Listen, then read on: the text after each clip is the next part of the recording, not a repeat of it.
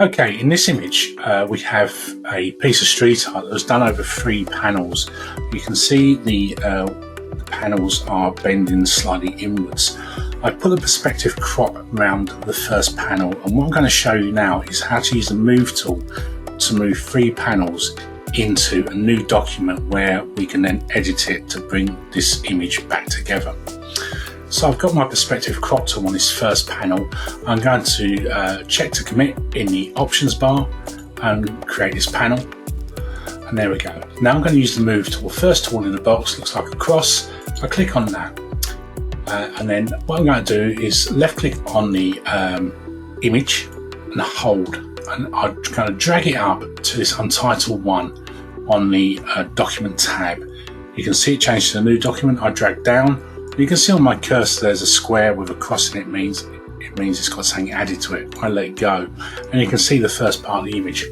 I'm going to come back to the document tab with the image itself. I'm going to use the history panel to step backwards one to get back to the original image. I'm now going to use perspective crop once again and click out the second image here.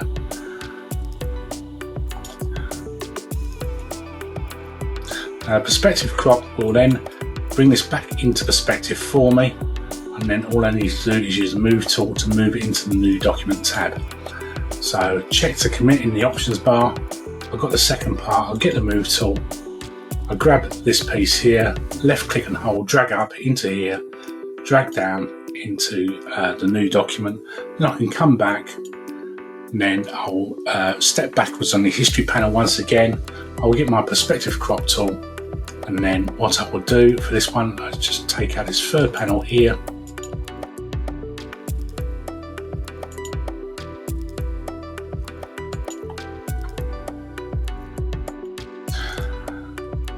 check to commit in the options bar, get the move tool, left click and hold, drag into the Untitled one doc and bring it in. So this is how we can move images from one document to another.